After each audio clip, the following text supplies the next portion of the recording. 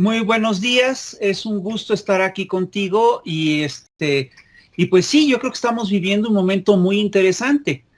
Yo te recuerdo que cuando inició el sexenio, nosotros hablamos de que al igual que había ocurrido en Brasil, al igual que había ocurrido en Ecuador, al igual que ocurrió en Argentina, se podría estar utilizando en nuestro país una estrategia de golpeteo mediático, que es lo que ya se utiliza en estos tiempos para derrocar a gobiernos que no son afines a al régimen neoliberal global que está centrado en Washington. Y yo estoy convencido de que estamos ahorita ante una investida, ante una nueva formulación de esta estrategia. Yo creo que el término de golpe blando es un término inexacto.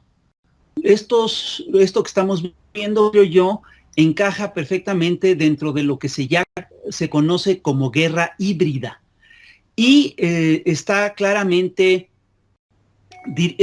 operado por, bueno, es un proyecto que incluso tiene una narrativa que está muy estructurado y que busca básicamente desacreditar a un actor político específico.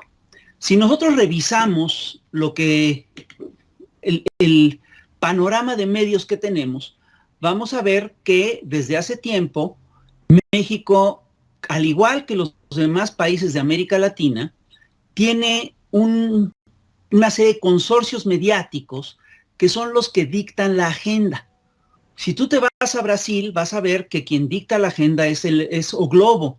Si te vas a Argentina, vas a ver que es el Clarín. Si te vas a Chile, verás que es el Mercurio. Y en México son claramente los medios televisivos grandes y sus adláteres, como lo parece ser Latinus. Entonces, yo estoy convencido de que aquí están operando una narrativa que es muy clara, que tiene que ver con la idea de que, es decir, que insiste en la idea de que el actual gobierno es igual a los demás gobiernos. Esta estrategia es curiosa porque se monta de manera muy clara en una cosa que ya se incrustó en la población mexicana, que es la idea de que todos son iguales y tal. Entonces, a mí me llama la atención que se está, por ejemplo, queriendo construir la idea, y con falsedades, la idea de que este gobierno tiene sus hermanos Briviesca, que tiene su propia Casa Blanca, su empresa IGA, etcétera. Sin embargo, como bien tú señalaste en un video que subiste, es decir, es claro que estos reportajes no tienen en realidad fundamento, carecen de profundidad. Es decir, una cosa era el reportaje que tú hiciste sobre la Casa Blanca y otra cosa es muy distinta, es el reportaje sobre la Casa de Houston. Y yo sí estoy convencido que hasta eso trabajaron. Para, digamos, quien está operando esto, era importante que tú, Carmen Aristegui, pusieras el tema en tu espacio. Y me parece que esto pues fue un error, porque no es lo mismo el reportaje de la Casa Blanca, que es un reportaje muy documentado, que el reportaje sobre la Casa de Houston, que ya incluso se ha ido desmintiendo poco a poco. Ahora, es curioso porque la estrategia que se sigue es muy clara. Es decir, no importa que el reportaje sea falso, no importa que esté mal planteado, no importa que sea una mentira. Lo que importa es mantener el debate y mantener esta idea en el aire. Entonces dicen, bueno, no, ya salió lo de la, bueno, ya se desmintió lo de la Casa Blanca, pero salió lo de un primo, de un tío, perdón, todo esto forma parte de una estrategia de desinformación. Y lo que está en juego es muy interesante y creo que es importante porque tiene que ver con el gran debate que se tiene que dar en México y en América Latina alrededor de la información, alrededor de los consorcios mediáticos. ¿Cómo es posible que los consorcios mediáticos, que efectivamente son una concesión, cómo es posible que estos consorcios mediáticos tengan el poder que tienen, tengan la fuerza que tienen? Y en este sentido, pues yo sí creo, con toda honestidad, que sí es muy importante el debate sobre el dinero. Es importante saber quién patrocina, de dónde viene el dinero, cuánto cuestan las cosas, quién está detrás.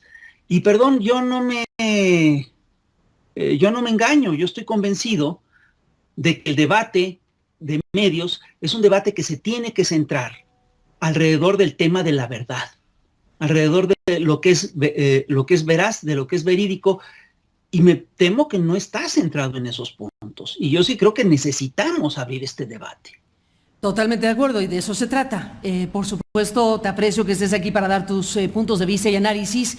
Mi queridísimo Rafael Barajas, el Fisgón, sobre el punto de un error o no un error, déjame plantear mi punto de vista acerca de por qué sí publicar lo que publicamos. Yo entiendo lo que planteas sobre que un evento noticioso, en mi opinión noticioso, periodístico, que fue el reportaje, detona una serie de circunstancias que se pueden analizar de muchas maneras, pero déjame regresar al punto de origen y a lo que detona toda esta circunstancia. En mi opinión periodística, que como es opinión o criterio editorial, pues puede compartirse o no, naturalmente. Hay periodistas que preferimos publicar a no publicar un asunto que tuvimos acceso para hacer pues del conocimiento de nuestra audiencia. En mi opinión, ese reportaje, que es un reportaje hecho por 3 periodistas muy serios.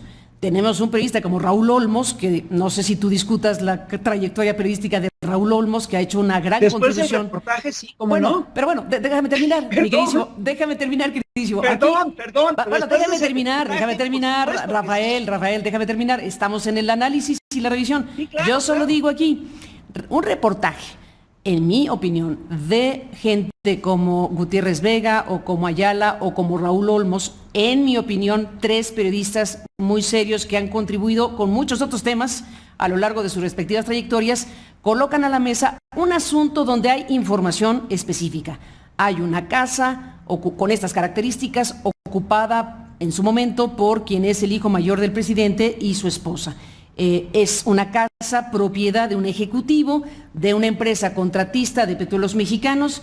Hay también una serie de informaciones respecto a la evolución de los contratos de esta empresa Baker Hughes con Petróleos Mexicanos, y esos elementos, el conjunto de elementos, en mi opinión periodística, eran suficientes para mostrarle al público, a la audiencia, que había un asunto que merecía y merece una información más amplia, una investigación más amplia. Sí, en eso estamos. Pero la información implicaba, entre otras cosas, preguntarle a los que rentaron la casa. Ya Carolyn Adams explicó cómo fue el asunto. ¿Les preguntaste?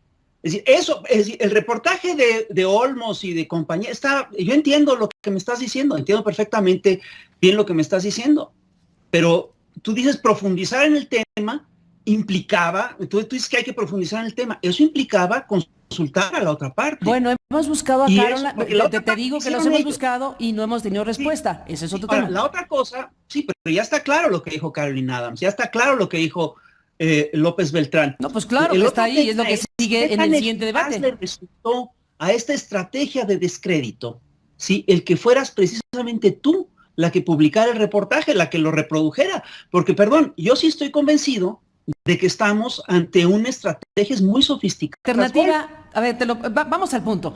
La alternativa periodística, y te agradezco que estemos aquí, aunque se nos acaba el tiempo lamentablemente, pero bueno, la alternativa era, bueno, tan sencillo como esto. Yo tuve posibilidad de revisar el reportaje, etcétera, y en mi opinión periodística, en mi criterio editorial, ese reportaje en específico de Olmos, Ayala y Gutiérrez Vega era un reportaje, o es un reportaje con suficientes elementos para ser publicado y merece, desde luego, una subsecuente investigación. Pero ahí el tema era, la alternativa era publicar o no publicar. En tu opinión, yo no debía convertir en parte de un asunto golpista, cosa que desde luego no es mi intención. A ver, a mí lo que me preocupa es que te hayan usado. No, la decisión fue mía. No, la decisión fue mía de publicar o no publicar. Pero esto es lo que me preocupa, porque es un golpe doble. Te pegan a ti y le pegan al proyecto. No, el que me ha pegado es el presidente. El que no para de pegar a los periodistas es el presidente. Perdón, y también, yo creo que tú también te metiste el pie. Pues bueno, esa es una opinión tuya, desde luego es parte del análisis. Pero bueno, a ver, dejemos aquí el punto. te propongo, a reserva de seguir hablando, que eso es lo que yo te invito a que hagamos, Ajá. porque de eso se trata. Ahí diríamos que, como dicen los clásicos, vamos a serenar este programa en lo que se pueda, Claro que porque sí. en medio de este contexto ya intoxicado, ya verdaderamente caldoso, pues tenemos que apostar por esto que tú y yo estamos haciendo. Es decir, discutir abiertamente los puntos de vista y los planteamientos que cada quien tenga al respecto del asunto. En mi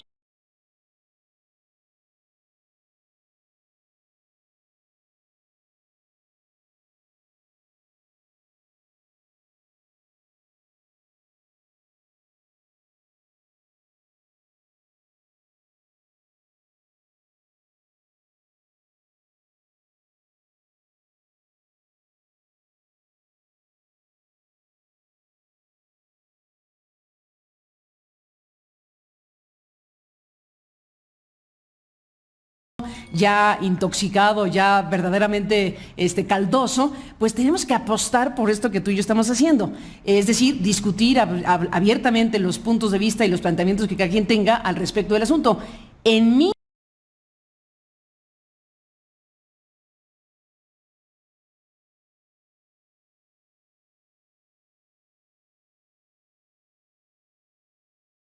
un papel importantísimo. Así que bueno, pues venga el debate y la discusión. Gracias a Rafael, un fuerte abrazo para él.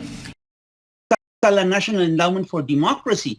¿Qué tantas ligas tenemos con todas estas cosas? Por supuesto que eso es parte del debate. Venga el debate y digamos que esta es una aproximación al tema porque fueron estos minutos que nos has concedido esta mañana y ya nos pondremos de acuerdo para seguir discutiendo pues de la manera más amplia, de la manera más plural posible, precisamente algo en donde se están jugando muchísimas cosas. Así que te mando un abrazo, Rafael, gracias por estar aquí y seguimos en contacto. Buenos días. Muchas gracias a ti, Igualmente, Carmen. Rafael Cuídate. Barajas, el Fisgón.